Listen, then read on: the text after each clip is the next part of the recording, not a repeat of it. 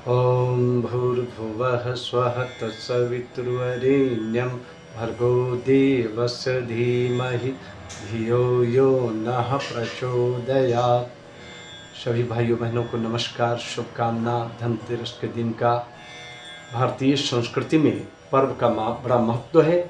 पर्व का क्रम ऋषियों ने रिसर्च करके, मुनियों ने चिंतन मनन करके दिया, ताकि व्यक्ति आनंदित जीवन जिए और साथ साथ शिक्षण लेकर व्यक्ति परिवार समाज राष्ट्र का निर्माण करे, मानव जीवन सुंदर हो।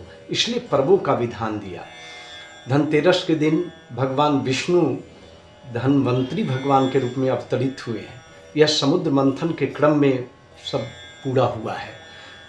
भाइयों बहनों, आज स्वास्थ्य का दिन है। स्वस्थ जीवन कैसे जिए, कैसा रहन सहन हमारा हो, खान पान हो, जीवन शैली हो, ताकि स्वस्थ जीवन हमारा बने।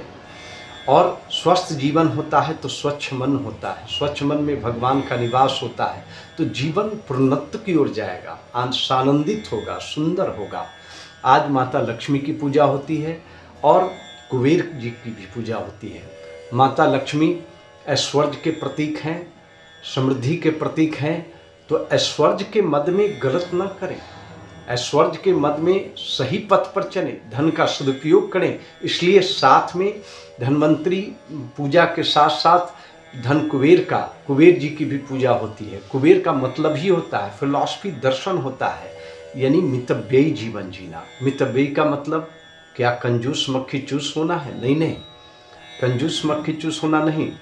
मितव्ययी का मतलब है तन की ऊर्जा, धन की ऊर्जा और मन की ऊर्जा, तीनों ऊर्जा को सही दिशा में खर्च करना चाहिए, सही तरीके से खर्च करना चाहिए, ताकि सब कुछ सुंदर हो चले। आइए कथा के माध्यम से समझते हैं इस बात को। एक कॉलेज के विकास के लिए विद्यार्थी चंदा मांगने के लिए शहर में चले। चंदा मांगने के क्रम में शाम का वक्त था, अंधेरा हो रहा था। एक सेठ के दरवाजे पर पहुंचे तो देखा कि सेठ जी शाम का प्रकाश दिखाने के लिए कुछ बल्ब को जलाया, कुछ बल्ब को जलाकर प्रकाशित रहने दिया और कुछ बल्ब को लाइट ऑफ कर दिया। भाई बहनों, कुछ बल्ब को बुझा दिया, अंधेरा हो गया। विद्यार्थी ने सोचा कि कैसा आदमी है, अंधेरा का वक्त है और ये प्रकाश होना चाहिए, लेकिन बल्ब बुझा दिया, लाइट ऑफ कर दिया। विद्यार्थी को लगा कि कंजूस है, चंदा क्या देगा। विद्यार्थी लौटने लगे। लौटने के क्रम में सेठ ने देखा कि विद्यार्थी आया और लौट रहा है, तो सेठ ने पुकारा, बच्चों इधर आओ, विद्यार्थियों इधर आओ। विद्यार्थी बार बार पुकारने पर सेठ जी के पास गए। सेठ जी के पास गए, सेठ जी ने प्रश्न किया कि क्यों आए थे, क्यों जा रहे हो। विद्यार्थी ने कहा कि ऐसे ही आए थे, ऐसे ही जा रहे हैं। लेकिन बार बार प्रश्न करने पर विद्यार्थी ने कहा कि हम आपके पास चंदा मांगने आए थे कॉलेज के विकास के लिए, लेकिन हमने देखा कि आप कुछ जगह का लाइट ऑफ कर दिया, कुछ जगह का प्रकाश रहने दिया। हमें लगा कि बिजली बिल से डरते हैं, आप कंजूस हैं, आप चंदा क्या देंगे, इसलिए लौट रहे थे। सेठ जी चुपचाप यह बात सुनकर घर में गए और खाली चेक पर साइन करके दे दिया।